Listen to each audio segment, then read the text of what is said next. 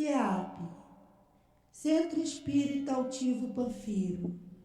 Uma casa de amor. Boa tarde a todos, os presentes, encarnados, desencarnados, a todos aqueles que nos seguem pelas redes sociais, sejam todos muito bem-vindos, que Jesus possa nos dar, iluminar, para mais uma reunião pública deste sábado, dia 9, 17 horas, aqui no Centro Espírita Altivo Panfiro.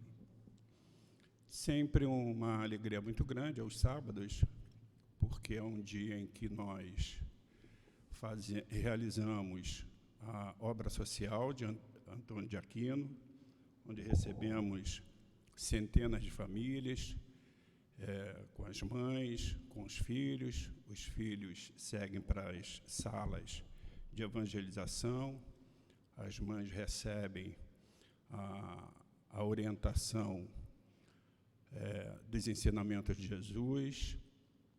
Às 8 horas, todos tomam o seu café da manhã e, ao término, ao meio-dia, todos recebem o seu almoço. Enquanto, às 10 horas, no salão é realizado também a reunião pública, assim como está sendo realizado, será realizado hoje agora, das 17 horas. Nós queremos passar alguns avisos que aqui o centro ele não fecha, né? Ele está sempre em atividade. Contudo, nessa época agora de final de ano, nós teremos no dia 15 o encerramento dos estudos e trabalho. Contudo, as reuniões públicas, elas permanecem.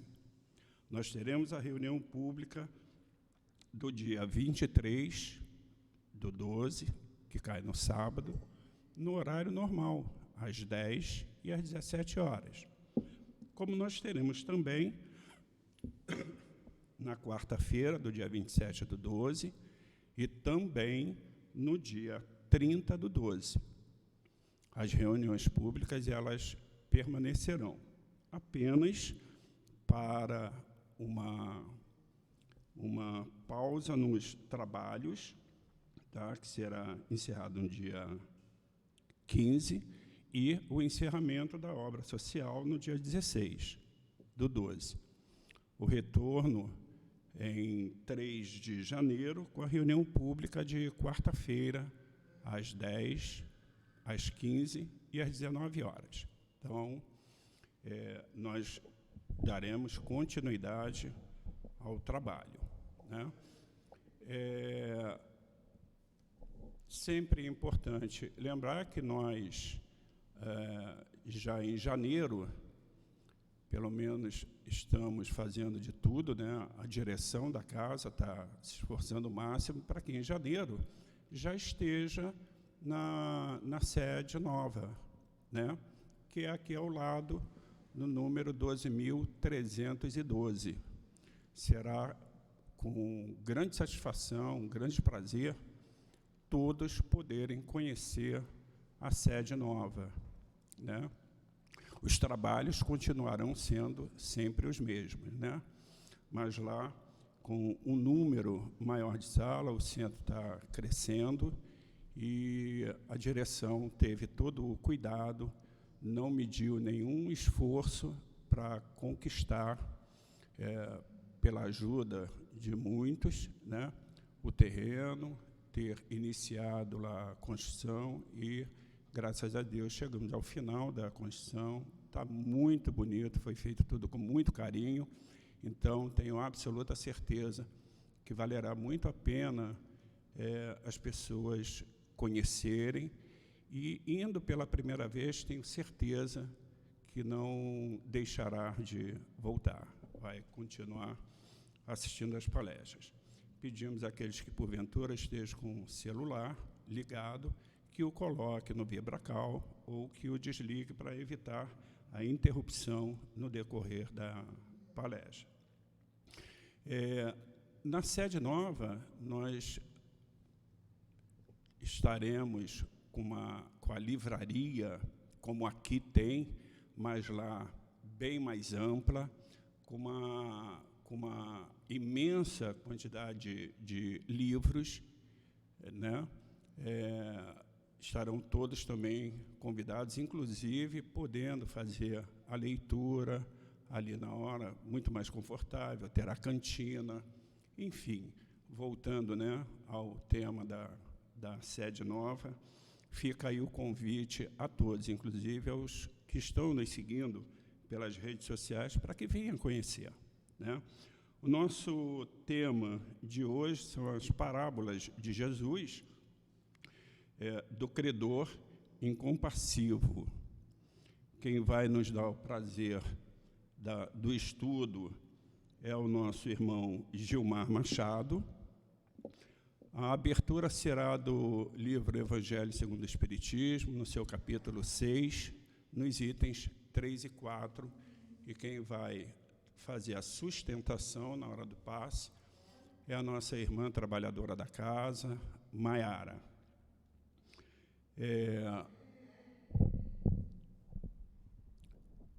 Chegando no final de ano também, nós não poderemos deixar de agradecer absolutamente todos aqueles que colaboraram com as bolsinhas de Natal, que apadrinharam as crianças. A casa agradece, em nome da direção, agradece absolutamente todos que puderam contribuir, com certeza, as crianças, aquela cartinha de Natal que normalmente nós, né, pelo menos nós já adultos, escrevemos mentalmente e as crianças escrevem no papel, elas conseguirão se sentir felizes porque vão receber o presentezinho deles, né? Então, nós vamos fazer a leitura do Evangelho segundo o Espiritismo, no seu capítulo 6, no item 3. O capítulo 6 que nos diz o Cristo Consolador. E o item 3 nos fala do Consolador Prometido, que diz: se me amais, observai os meus mandamentos, e eu rogarei a meu Pai, e ele vos enviará um outro Consolador, para que fique eternamente convosco, o Espírito de verdade que o mundo não pôde receber, porque não o vê e porque não o conhece. Vós, porém, o conhecereis, porque ele ficará convosco e estará em vós. Mas o Consolador, que é o Santo Espírito, que meu Pai enviará em meu nome, vos ensinará todas as coisas e vos fará recordar tudo o que vos tenho dito. João 14, 15 a 17 e 26. São 17 horas, passamos a palavra ao nosso... Já falei o tema. Falei desde o início, sim. Não. Para ler a palavra? Mas não tem no livro aqui. Tem no Evangelho, capítulo 11, item 3.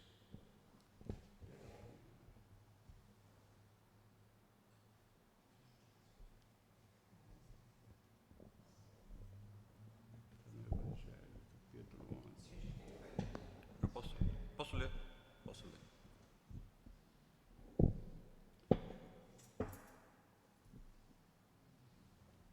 Item 3.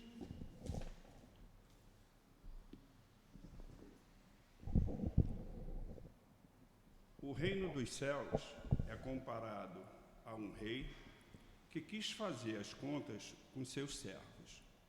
E, tendo começado a fazê-lo, foi-lhe apresentado um que lhe devia 10.000 talentos.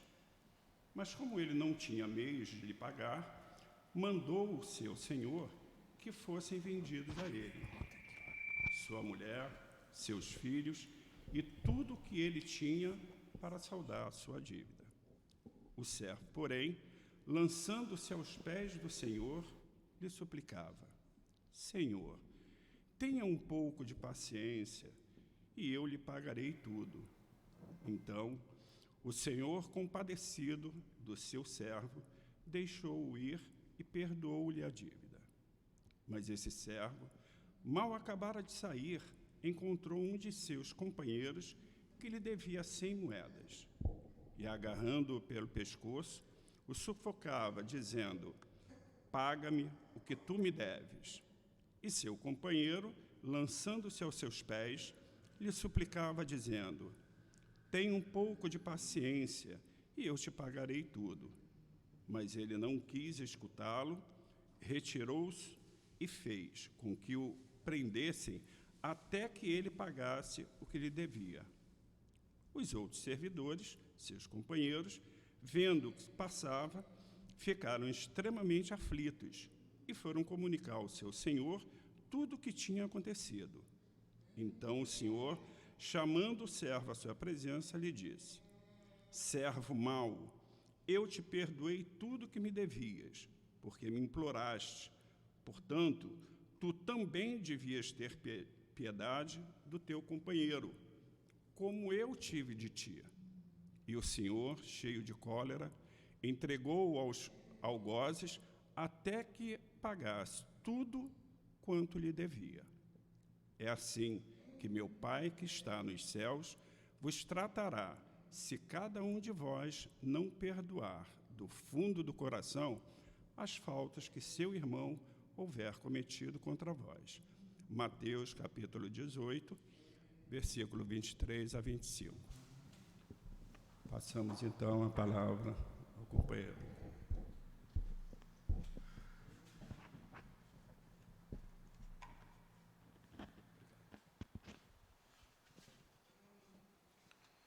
Boa tarde a todos, aos nossos amigos encarnados e desencarnados, que nos aqui presentes e que nos acompanham também pela internet. Nós temos hoje um desafio grande de falarmos sobre um tema importante. Antes de nós começarmos a conversar sobre o tema de hoje, eu sugiro sempre que a gente eleve o pensamento ao Pai, em agradecimento por mais uma vez, estarmos todos reunidos em nome do Cristo. E sempre digo também que jamais sairemos de uma reunião como essa da mesma forma que entramos, porque voluntariamente, graças a Deus, nós já fizemos a escolha de tentarmos, pelo menos, tentarmos seguir o Cristo.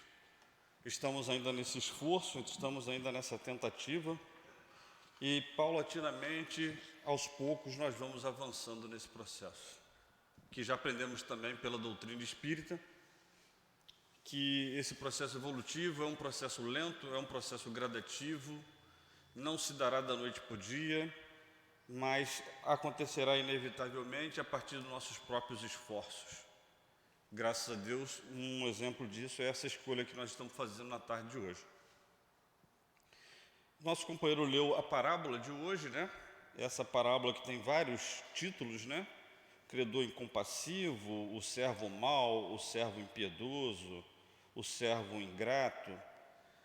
E tem como tema principal algo que nos toca muito diretamente e vai nos tocar diretamente durante muitos e muitos anos, milênios talvez aí à frente, que é a questão do perdão.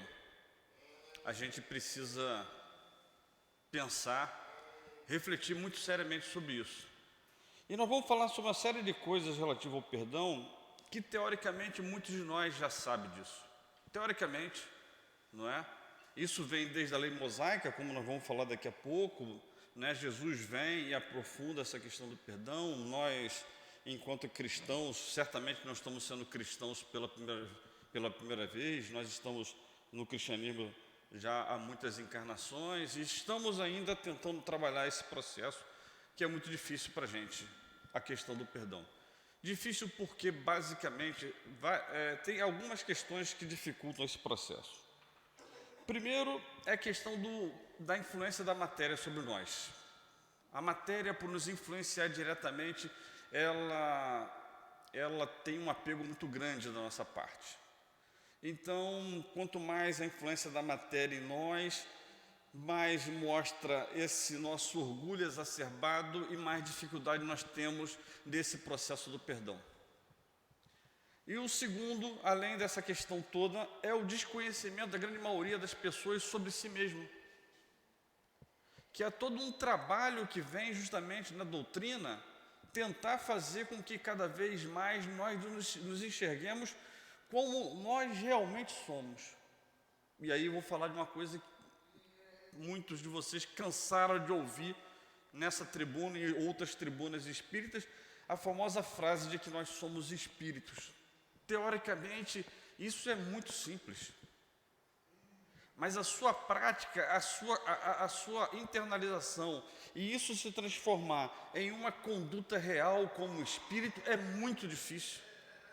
É uma longa jornada para que você não se deixe levar por causa da influência da matéria, pela sua beleza, pelo seu poder, pelos seus títulos, por tudo isso que de alguma forma te diferencia diante da sociedade. Aquilo que te diferencia diante da multidão mexe com você, faz com que você se ache diferente do outro, quando nós não somos, e faz com que a gente se identifique não mais como espírito.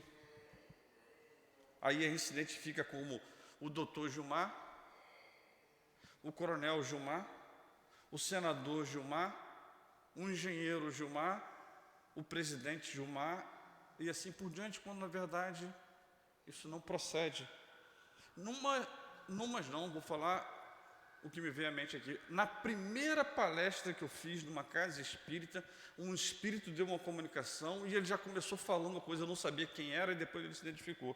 Falou: vocês dizem que eu sou médico, mas antes, bem antes disso, eu sou um espírito. E falou de uma forma belíssima, me lembro até hoje, foi uma palestra sobre Leon Denis. E o espírito que deu a comunicação foi o que nós designamos pelas nossas questões pessoais, Dr. Inácio Bittencourt. E ele falou justamente isso: vocês dizem que eu sou médico, mas eu sou espírito. Então, essa dificuldade nossa em nós nos vermos como espírito dificulta muito esse processo do exercício do perdão.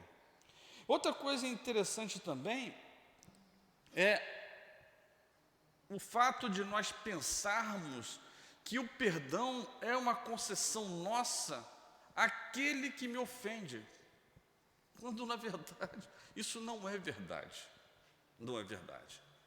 Todos nós cometemos atos, todo e qualquer ato contrário à lei de Deus me liga inevitavelmente a um artigo dessa lei de Deus.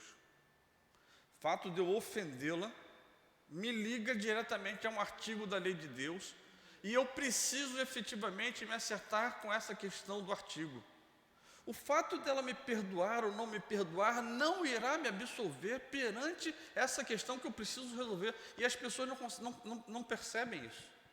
Acham que o perdão é uma concessão, que eu vou absolvê-la do fato de ter me ofendido. Isso não é verdade. O ato do perdão é um ato da sua libertação, porque você efetivamente percebe naquele que te ofende um irmão comprometido com a lei de Deus, uma pessoa que necessita de um auxílio, de uma ajuda, uma pessoa que está efetivamente plantando frutos amargos para o seu futuro. É dessa forma que a gente precisaria ver. E é dessa forma que os espíritos mais elevados nos veem, como almas ainda nesse processo de aprendizado de relacionamento. Algo semelhante ao nosso raciocínio quando nós estamos lidando com crianças, por exemplo.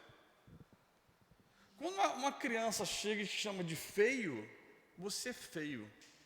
Ou chuta a sua canela, alguma coisa desse tipo, ou te dá um tapa no rosto. Muitas vezes a criança não tem coordenação motora e, na verdade, ela quer te fazer um carinho e, às vezes, é como ela não sabe, ela acaba atingindo. Você não se ofende com isso. Porque você vê naquela criança uma criança. E os espíritos benfeitores nos veem, assim como Jesus, que teve entre nós, o maior de todos, nos vendo o tempo todo como crianças espirituais. Nenhum daqueles e nenhum de nós jamais conseguiu atingir e não atingiria Jesus dessa forma. Então, quando nós efetivamente praticamos o perdão, nós estamos nos libertando de uma série de questões nossas, pessoais. E daqui a pouco nós vamos voltar a falar sobre essa questão. Teve um palestrante que uma vez eu vi uma palestra, ele estava falando de uma questão muito interessante. Ele falou que estava visitando um hospital psiquiátrico espírita. E adentrou aquele hospital uma senhora totalmente desequilibrada, num estado de alteração psíquica muito grande. E ela foi conduzida lá para ser socorrida. E ele, junto com as pessoas que estavam apresentando o hospital, depois eles vieram, ele procurou saber o que havia acontecido com aquela senhora para ter aquela reação.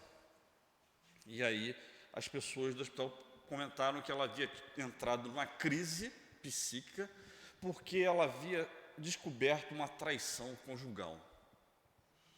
E esse palestrante começou a conversar com as pessoas que iriam socorrê-la, iriam ampará-la, e de que forma iriam ajudá-la. E falaram, nós vamos colaborar, nós temos os nossos tratamentos e tudo mais, mas os nossos tratamentos, eles vão até um limite. Ela não vai conseguir, com os nossos tratamentos, se reequilibrar totalmente. Aí ele ficou surpreso, mas como não? O reequilíbrio total e pleno, ela só vai conquistar quando ela perdoar. Percebem? E nós vamos falar e vamos entender o porquê dessa libertação. Tem um livro publicado pelo Centro Espírita Leon Denis, em 3 volumes. Esse aqui é o primeiro volume, Pela Graça Infinita de Deus. São textos que foram psicografados pelo patrono dessa casa, Altivo Panfiro, e pelo Espírito Baltazar. E no capítulo 5 dessa obra, ele fala uma coisa que nos esclarece a questão muito racional desse processo de libertação do perdão. Olha que coisa interessante. O título da lição é Ação Fluídica do Perdão. Olha o que diz o Espírito Baltazar para nós. Ao falarmos de perdão, não nos esqueçamos de que emitimos uma sobrecarga mental e fluídica todas as vezes que agimos contra alguém. Ao criarmos uma atmosfera de ódio, de extensas reclamações, de observações inoportunas, até mesmo desagradáveis, agimos não somente de um ponto de vista moral e mental, mas também fluídico, envolvendo as criaturas nas vibrações que enviamos a partir dos nossos sentimentos. É porque muitas das vezes a gente não se dá conta. Olha o que tem a ver com aquilo que nós começamos a conversar, que nós somos espíritos. Você é espírito, você está aqui espírito, né? Você, à volta do que a gente chama de espírito, existe um corpo espiritual. Em volta, nós encarnados, em volta desse corpo espiritual, existe um corpo de carne. Tudo parte desse núcleo que nós chamamos de espírito. Todos os nossos pensamentos, todas as nossas escolhas e decisões partem desse núcleo chamado espírito, que é o princípio inteligente. Então, o que ele decide, irradia, é ele que comanda, é ele que pensa, é ele que faz as escolhas, parte dele. O que o Espírito Baltazar está dizendo para a gente aqui é o seguinte: quando você decide por não perdoar, esse pensamento é contrário à lei. E você emite vibrações de baixa frequência, vibrações inferiores, e que vão criar uma atmosfera ao redor de você de baixa vibração, que pode inclusive afetar aqueles que estão próximos a você, dependendo de determinadas situações. Mas quem é o primeiro atingido por essa baixa vibração de não perdão? Você, seu corpo espiritual. seu corpo físico. É o primeiro a ser atingido por essa vibração. É justamente o que ele fala aqui para a gente.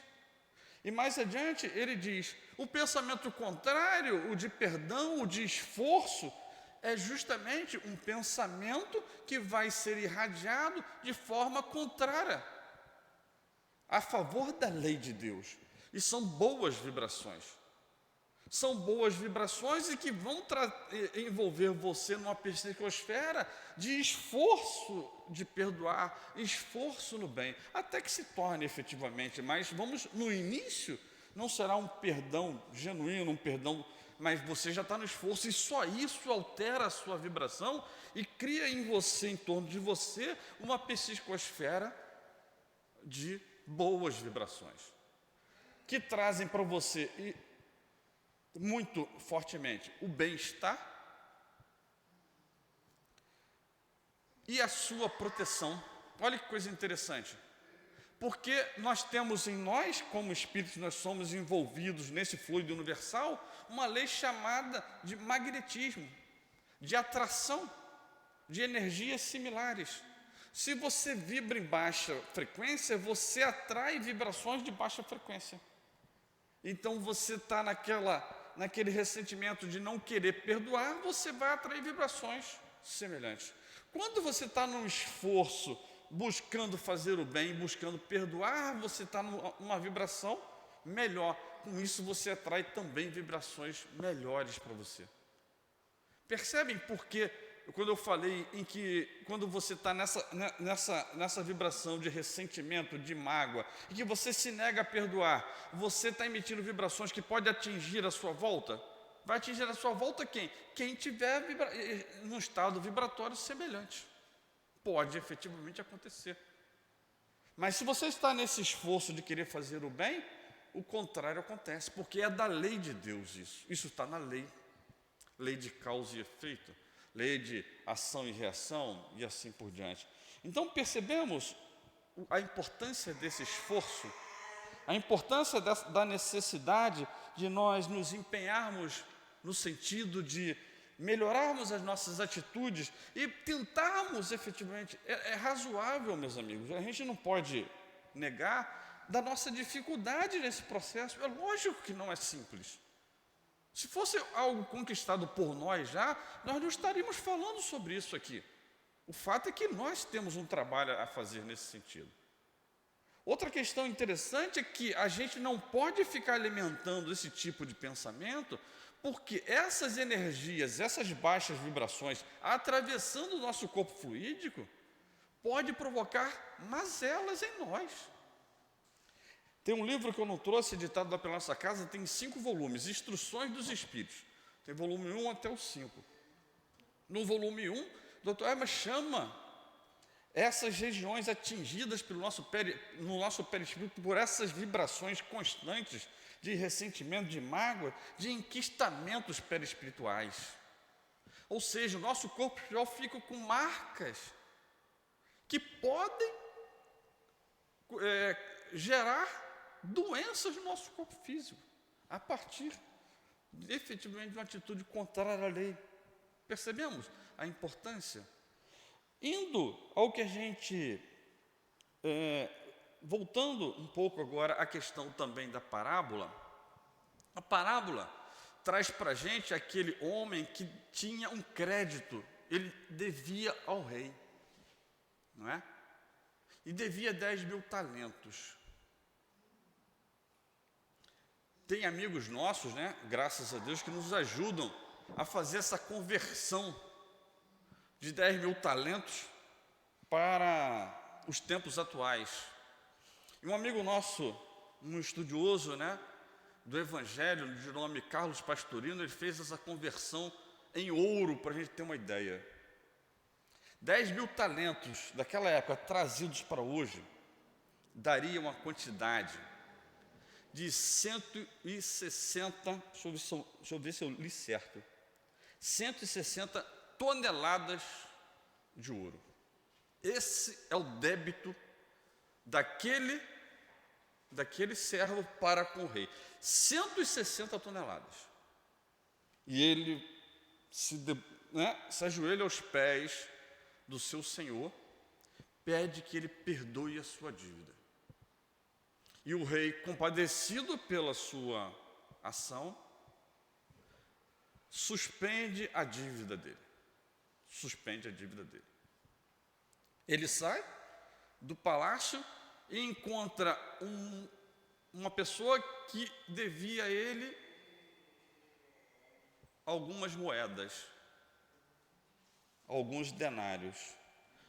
Esses denários também fizeram a conta de quanto correspondia hoje aquela dívida que ele não perdoou. O rei perdoou 160 toneladas de ouro. A dívida que aquele homem tinha com aquele que não perdoou, com o servo incompassivo, era equivalente a 30 gramas de ouro. 30 gramas de ouro. E ele não perdoou. E mandou que ele fosse preso. O rei, ao saber disso, chama o servo e o encaminha aos seus algozes para que ele pagasse a sua dívida até o final.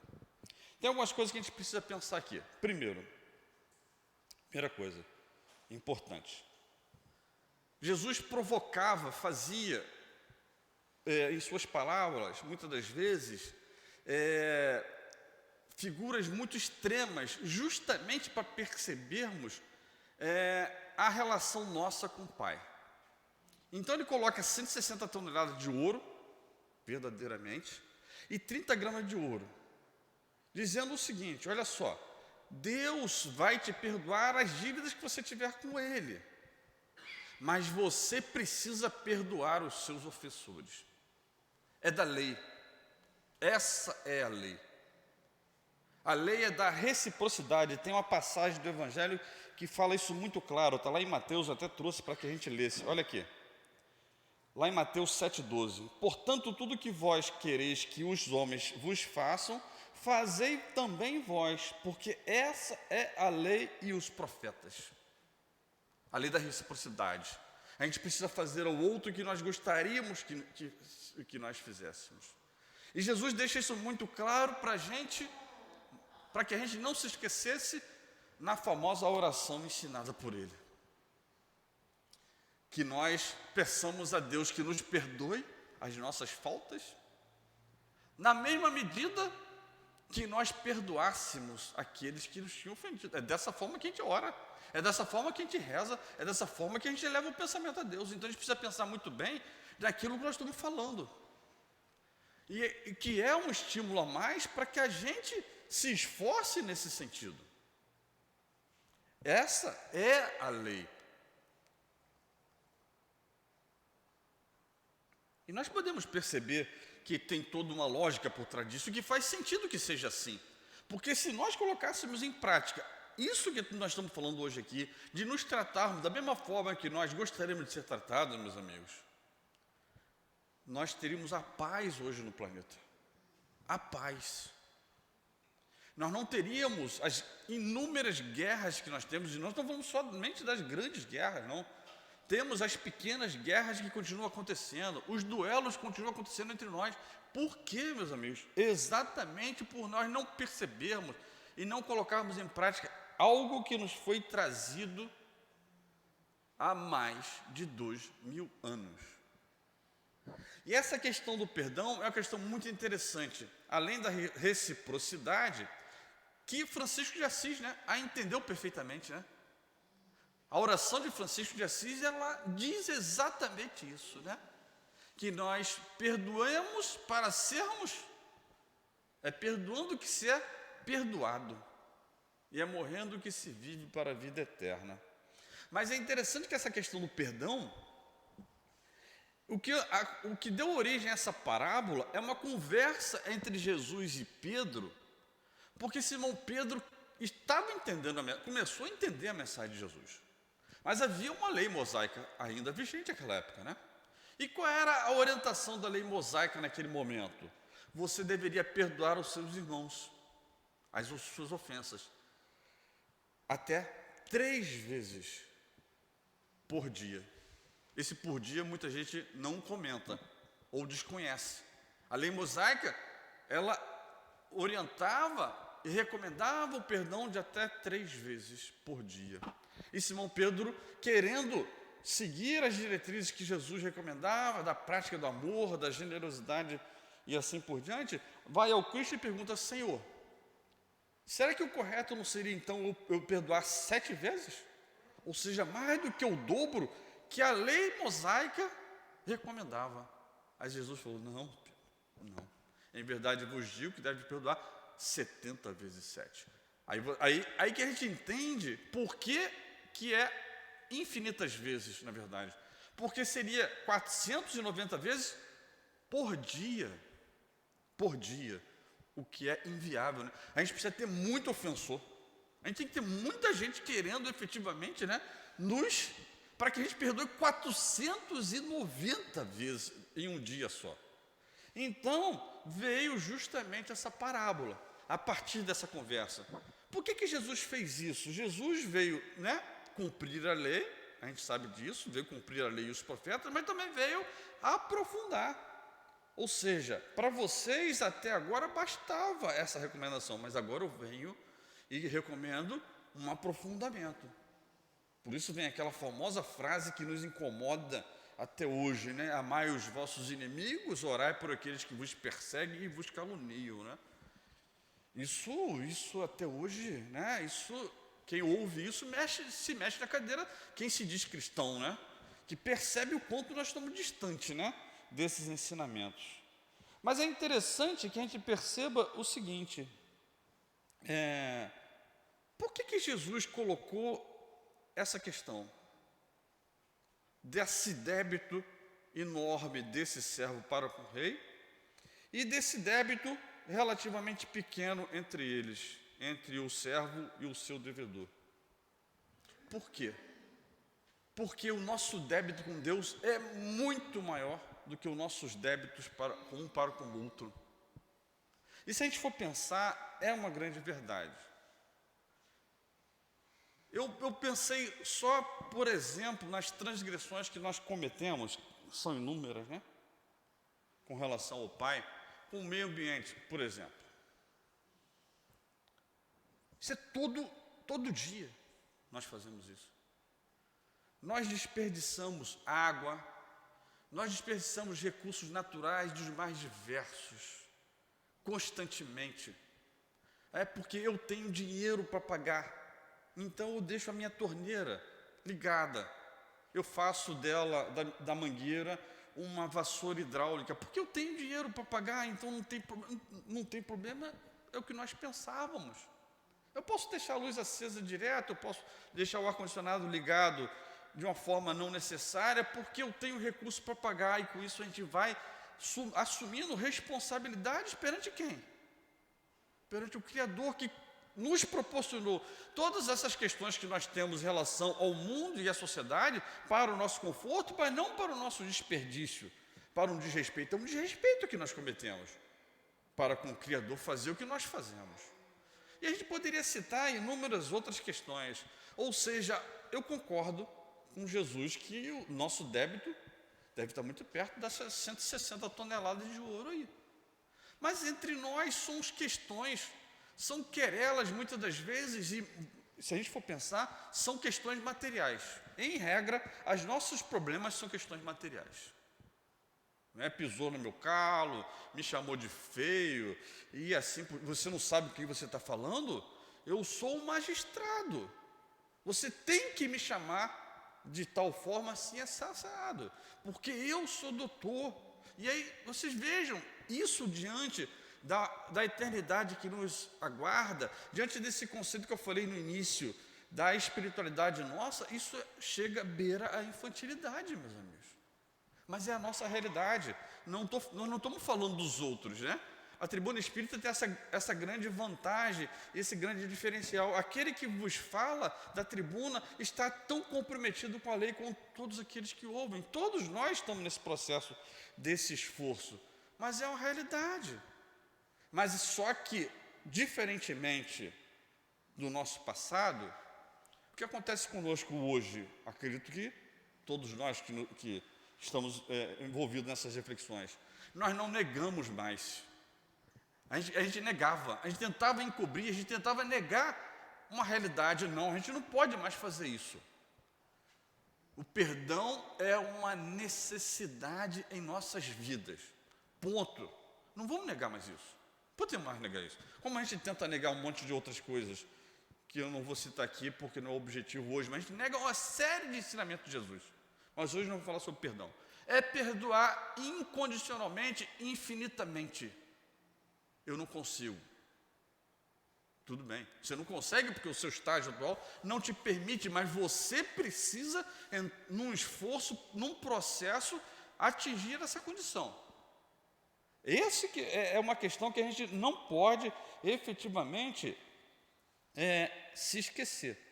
Porque Deus, isso o Leon Denis fala na obra Problema do Ser e do Destino. Tem um capítulo, acho que é o capítulo 20, se eu não me engano, esse meio do pensamento é a reforma do caráter. Leon Denis fala uma questão interessante, que ele fala assim: Deus não quer que você seja o que você não é, Ele sabe o que você é. E você não será anjo, e não amanhã, quando você acordar, não será, e Deus sabe disso. Mas a lei de Deus quer em você um esforço no sentido de se melhorar. Que é um empenho no sentido de perdoar, como é hoje e assim por diante, de ser uma pessoa pacífica. Como Jesus fala nas bem-aventuranças, bem-aventurados, os mansos e pacíficos, meus amigos. Não podemos negar isso. E se eu sou belicoso, eu preciso assumir isso e preciso começar a lutar contra isso. Não lutar contra o outro, é lutar contra mim mesmo. Porque também Jesus falou, a cada um segundo as suas obras. Então a gente precisa entrar nesse processo, que como eu falei anteriormente, ele é um processo doloroso, é um processo difícil, mas necessário. Uma outra interpretação dessa dívida também, e aí eu acho que vai colocar a gente meio preocupado, é uma outra interpretação que eu achei interessantíssima dessa dívida. São os aprendizados sobre a verdade que nós já conseguimos conquistar por misericórdia de Deus. E aí eu acho que compromete nós espíritas de uma forma assim muito absurda, porque nós, na casa espírita, estudando a doutrina, a gente aprende muita coisa sobre a realidade espiritual, sobre essa verdade.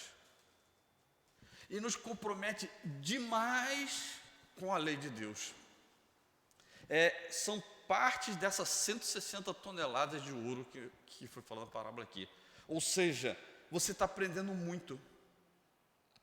Você está conhecendo muito. Você está percebendo que as coisas, por exemplo, não são através de rótulo que nós vamos ser salvos. Ou seja, se você é um espírita fanático, tem alguma coisa errada, você não está entendendo. O espiritismo não ensina isso. Nos explica que, lembrando a parábola do samaritano, não é efetivamente o seu cargo, a sua função, o seu papel que vai fazer com que você seja efetivamente salvo. É a prática da lei do amor. Então você pode ser X, Y, Z, W. Se você pratica a lei de amor, ou se você está no esforço da prática da lei de amor, você está nesse processo de transformação e de conquista da felicidade, de ascensão desse monte, dessa montanha da felicidade. Então, nós, todos aqueles que estão acumulando conhecimento em torno dessa grande verdade ensinada pelo Cristo, a verdade genuína, estão adquirindo créditos e precisam ser multiplicados. Lembra da parábola dos talentos? Nós precisamos multiplicar esses talentos. Aí eu, no alto da minha sapiência, compartilho com ela parte desse conhecimento. Então, vou lá, num momento, explico para ela o que é indulgência. Diante do que eu já aprendi, então indulgência é isso e aquilo. Ou seja, eu ensinei para ela um pedacinho de tudo que a gente estuda na doutrina espírita. Só que ela começou a aprender agora. Eu acabei de emprestar parte do meu tesouro, parte do meu ouro, parte das minhas 160 toneladas de ouro para ela. Eu dei um pouquinho, alguns gramas de ouro para que ela começasse a desenvolver isso. Aí quando eu vejo ela não praticando a indulgência, eu vou e repreendo, chamo a atenção dela, como se ela fosse uma grande pecadora e eu não fosse. Olha a questão, percebe? Eu sou um grande devedor de Deus, Deus está me dando tantas coisas, apesar de todas as minhas falhas, Deus permite, e na hora que eu compartilho isso, eu quero exigir dela mais do que Deus exige de mim. E aí Leon Denis, nesse capítulo, ele fala, vocês querem ser mais do que deuses, mais do que Deus, porque Deus não solicita de nós nada daquilo que nós não somos, Deus espera de nós exatamente aquilo que nós somos. Olha a questão interessante sobre isso, né? Então nós temos a dívida, as nossas dívidas, dos nossos erros que a gente comete com relação a Deus, mas também temos créditos daquilo que Deus permite que nós conquistemos.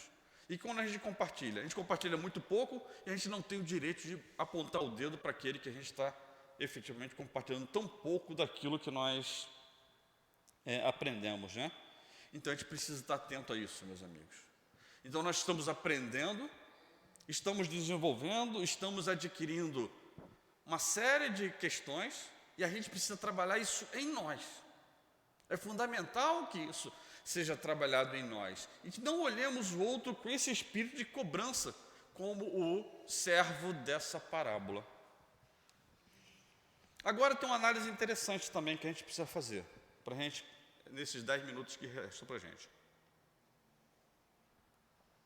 No meu relógio, 12 minutos. Bom, o rei entrega esse mau servo aos algozes, para que ele pagasse a dívida até o fim. Aí temos duas formas de ver esses algozes também. O que eu falei? Inicialmente, quando eu vou e cometo um ato contra a lei de Deus, eu automaticamente, em função da perfeição dessa lei, eu me comprometo com essa lei. Chutei a canela dela. Me comprometi com a lei. Mas eu não me dou conta disso. Daqui a pouco, com o despertar da minha consciência, que é onde está escrita a lei de Deus, nós vemos isso na questão 621 do Livro dos Espíritos, isso começa a me incomodar. Isso começa a me trazer remorso. Isso me começa a fazer com que eu me sinta incomodado, a tal ponto em que eu preciso corrigir esse ato. Olha os algozes me cobrando a dívida que eu adquiri por ter chutado a canela dela. Então eu tenho uma dívida, e aí o algoz é aquilo que nós aprendemos na doutrina, né? Como a lei de Deus está na nossa própria consciência, nós somos os nossos próprios julgadores. Nós não teremos um tribunal a nos julgar. É a nossa própria consciência nesse processo. Então, quando eu vou e cometo um ato contrário, 3 coisas podem acontecer. 2 irão efetivamente me trazer bastante desconforto. Primeiro, a culpa exagerada. E aí eu vou me atormentar, eu vou efetivamente me chicotear, eu vou tentar me achar o pior ser do mundo, e isso não vai resolver o problema. Mas isso está me agoniando, isso está efetivamente mexendo comigo. Isso é o chamado culpismo, né? Eu estou me culpando exageradamente. E o outro viés é o desculpismo, que é justamente fazer o quê? É tentar minimizar o erro que eu cometi. Não, isso aí, bom, eu nasci assim, eu cresci assim, vou morrer assim, como a gente faz, né? Qual é o problema desses 2 casos, tanto do culpismo como do desculpismo? Isso não me faz melhor, isso não me faz melhorar. Não me faz melhorar. Eu ficar me punindo, não me faz uma pessoa melhor. Eu também ficar me desculpando também não vai me fazer uma pessoa melhor. O que eu preciso é fazer uma autoanálise consciente e praticar comigo aquilo que eu preciso praticar com o outro. Nós estamos falando aqui de perdão. Nessa hora eu preciso praticar o auto-perdão. No que eu pratico o auto-perdão, eu não estou me absolvendo, eu estou me arrependendo daquilo que eu fiz. E a partir desse processo, eu começo todo um processo de resolver o meu débito com a lei de Deus.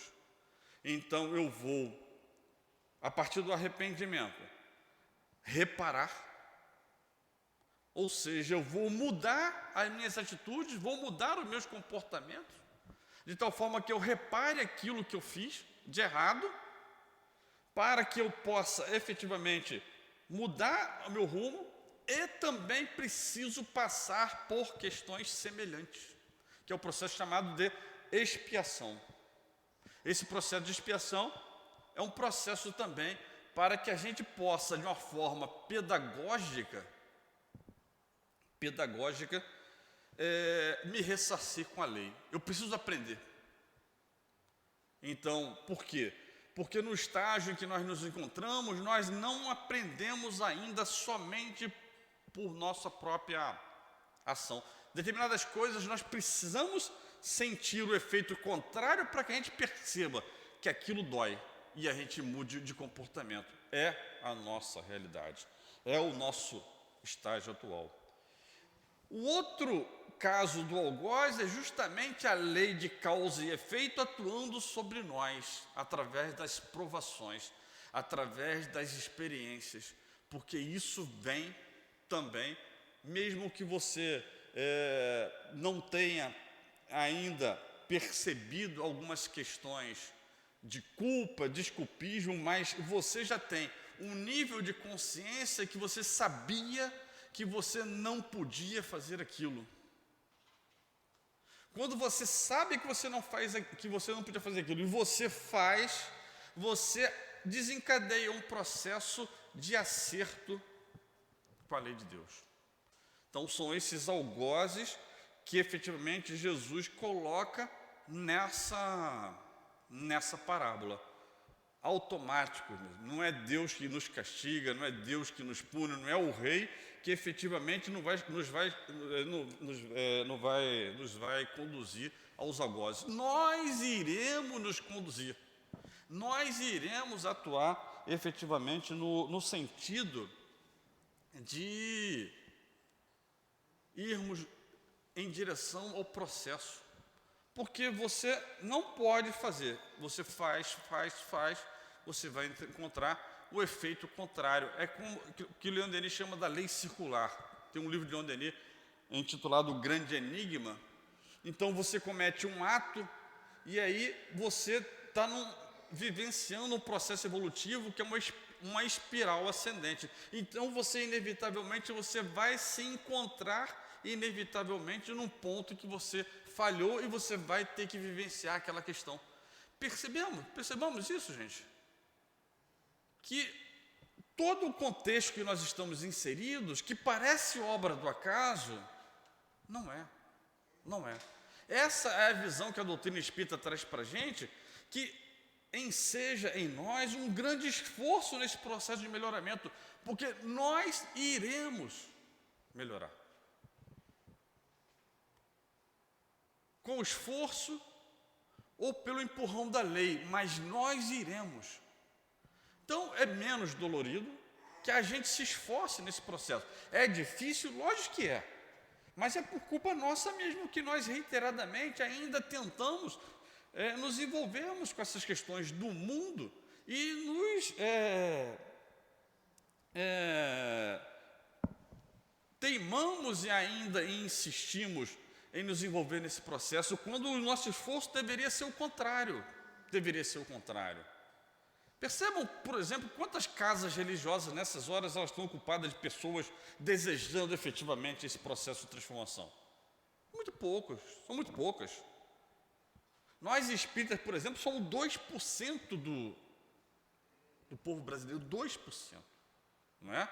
Então, a doutrina vem efetivamente trazer para a gente esse entendimento, essa questão importante de combatermos em nós orgulho, vaidade, percebermos cada vez mais que nós precisamos nos tratar igualmente.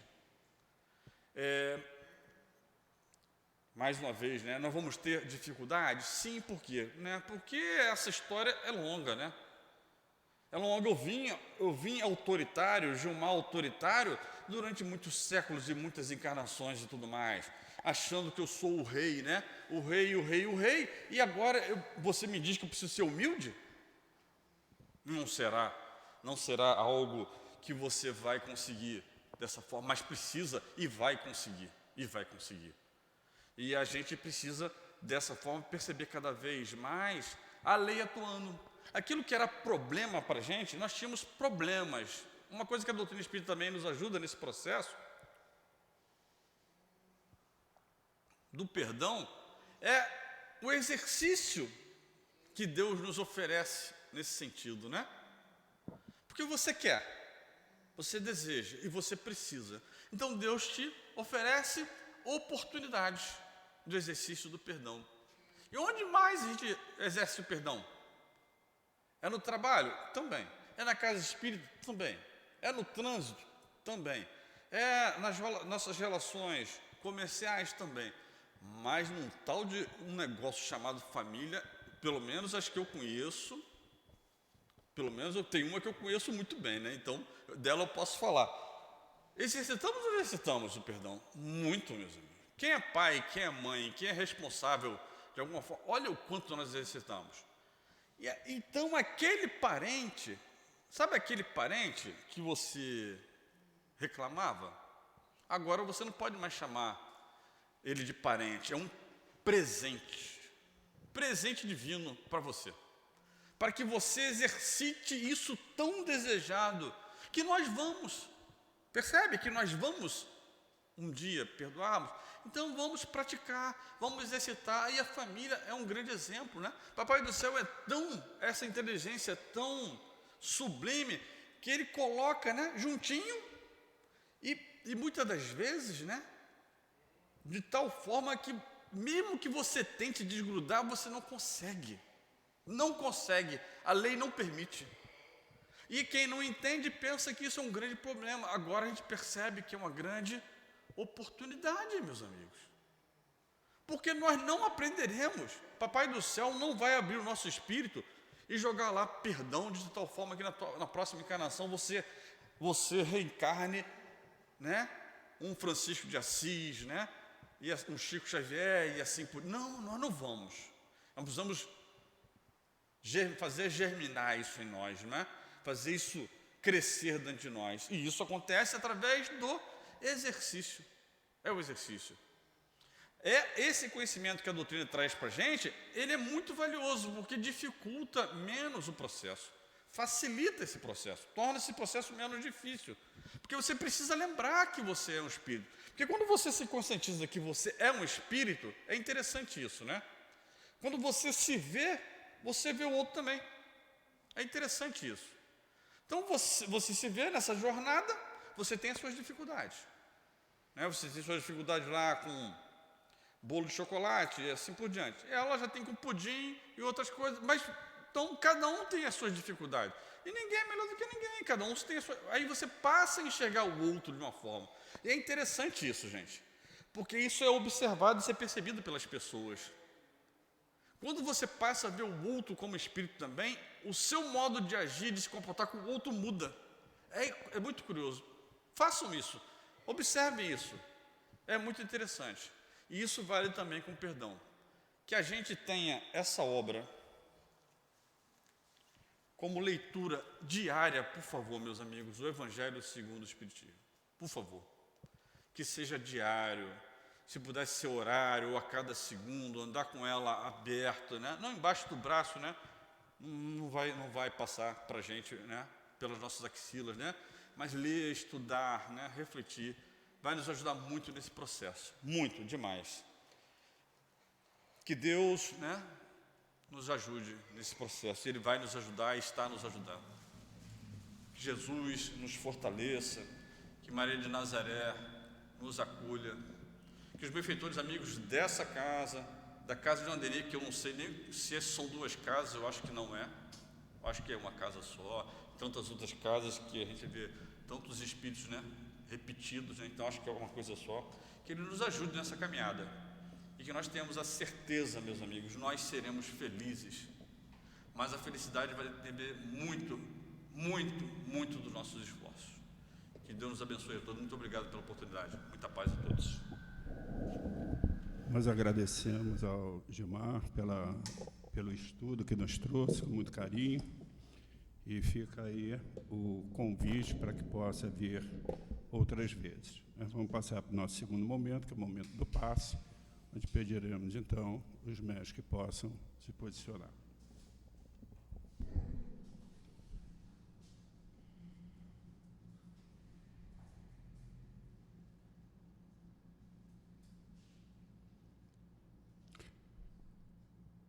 Querido Mestre Jesus, chegando ao momento do passe, queremos lhe pedir a permissão, que seja também pela vontade dos Espíritos bondosos que sustentem amor a nossa casa, que possa, pelas mãos dos médios, transmitir os fluidos e energias que todos vieram buscar. Assim, pedimos a sua permissão, Mestre, para darmos por iniciado o momento do passe. Graças a Deus. Que as vibrações do amado Mestre Jesus recaiam sobre nós, trazendo a paz, o conforto e o alívio que tanto precisamos. Hoje a nossa reflexão é do capítulo 6, o Cristo Consolador, que está em João. E é muito interessante que essa passagem, Jesus inicia falando, anunciando aos discípulos a sua partida. E ele inicia dizendo para eles não perturbar os corações, que há muitas moradas na casa do Pai.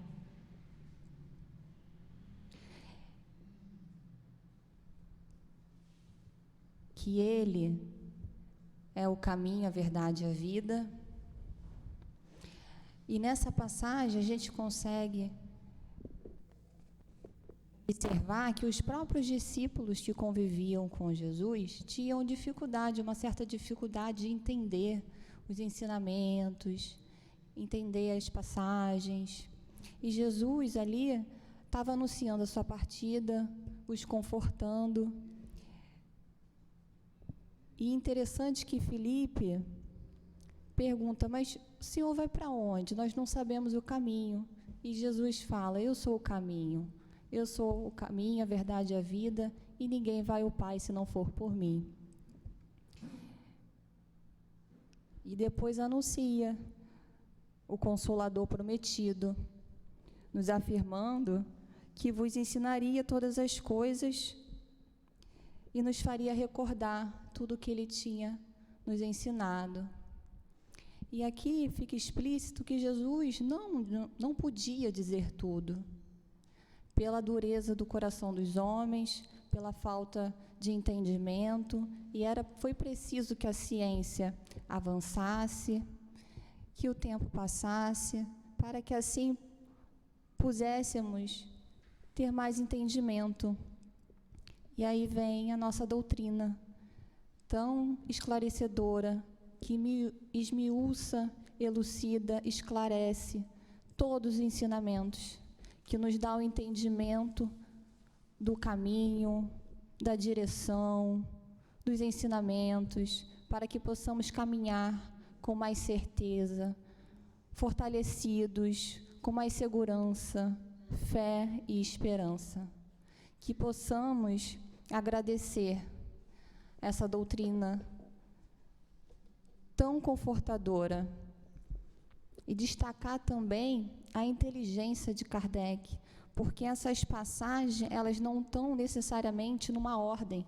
E ele pegou os pontos cruciais para que possamos ter um entendimento tão claro e específico do que Jesus queria nos passar. Que Jesus abençoe a todos nós. Muita paz.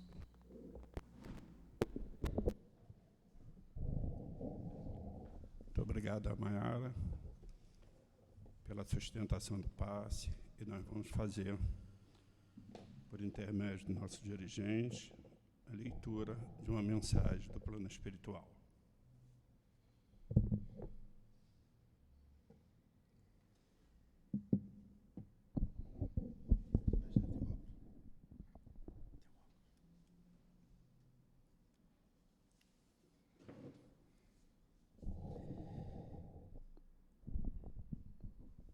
Paz, que a paz reine entre vocês.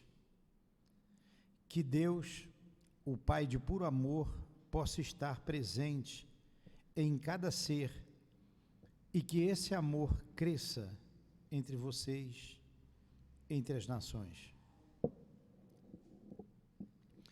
Vocês que já caminham e sabem do amor do Mestre Jesus e do amor do Pai, procurem fazer o certo.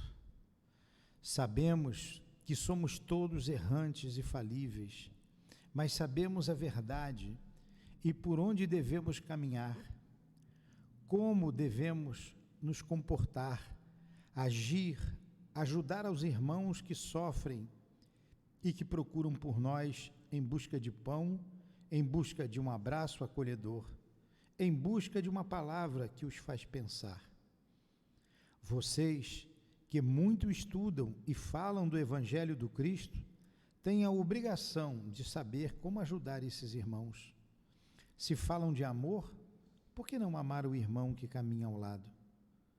Nós sabemos, todos têm suas dificuldades, todos estão aprendendo, e assim como nós, não sabem tudo.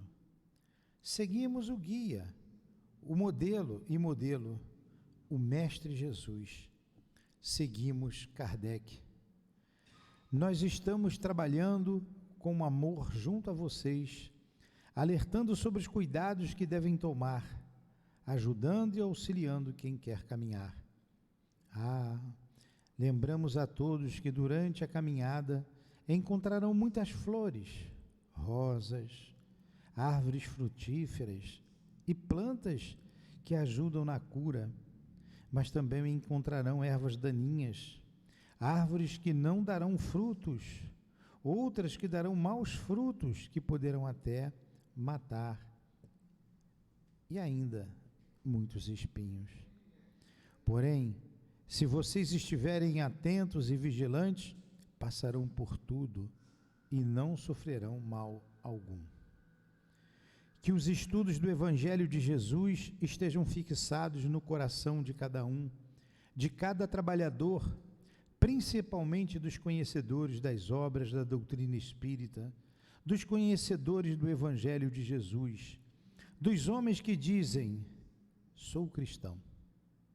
Façam preces, meus irmãos, façam preces pelo mundo, pelas nações, pelos seus dirigentes, sem os acusarem. Todos devem passar pelos problemas, pelas dores causadas por essas pobres almas que dirigem as nações. Façam preces por elas, pois tudo está dentro da lei divina. Todos pediram para passar pelo que outrora fizeram. Façam preces pelas crianças, pelos jovens, que ainda se encontram desamparados. São almas que sua misericórdia divina pode libertar das garras dos malfeitores do além. São espíritos cuja encarnação foi imposta pelo amor do Pai, que muitos deles sequer lembram de seu filho, o Mestre Jesus. São espíritos muito rebeldes, que precisam de ajuda, de preces, que precisam lembrar do amor do Mestre Jesus. E não são poucos. Muitos deles, quiçá, São rebeldes devido às nossas ações de outrora. Então, ajudem-os a lembrar do Mestre Jesus, ajudem-os a lembrar do amor do Pai. E essa ajuda virá através das preces, através dos abraços, das palavras acolhedoras de vocês. Eu então me despeço, pedindo sabedoria aos pobres dirigentes das nações e aos dirigentes cristãos que zelem pelas suas casas, que para muitos é lar, é abrigo e hospital para todos nós. Cuidem-se e não fujam das regras. Sejam firmes, positivos, estudem. Só se é um bom trabalhador quando há estudo constante, seriedade e disciplina com Jesus e Kardec. Nós os auxiliaremos a vencer suas dificuldades. Sejam firmes no amor, ensinando a amar, ensinando que são todos irmãos e filhos do mesmo Pai de amor. Que vocês sejam instrumentos, homens e mulheres, em prol do bem, da lei de amor e da caridade, sem julgar, sem escolher, já que foram designados a essa ou aquela tarefa na qual vocês devem ser responsáveis e estarem atentos, com os ouvidos prontos a nos escutarem. Caminhem-se, meus irmãos, aos devidos trabalhos.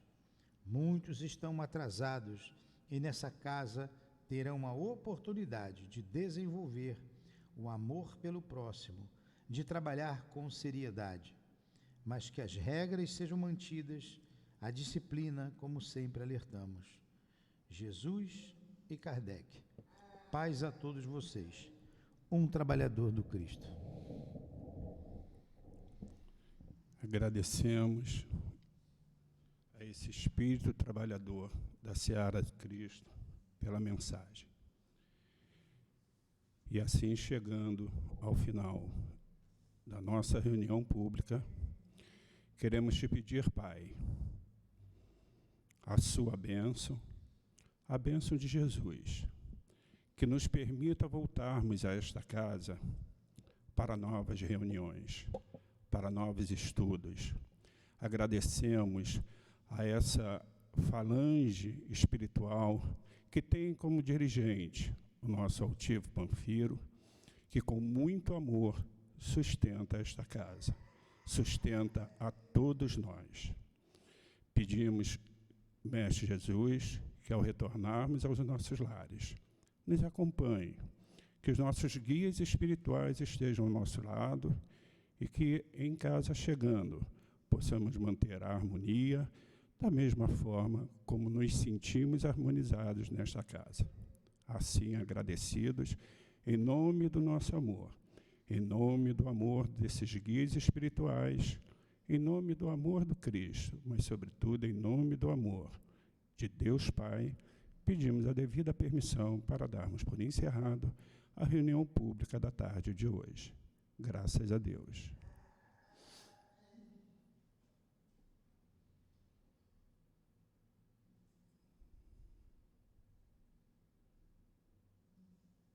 CEAP, Centro Espírita Altivo Panfiro.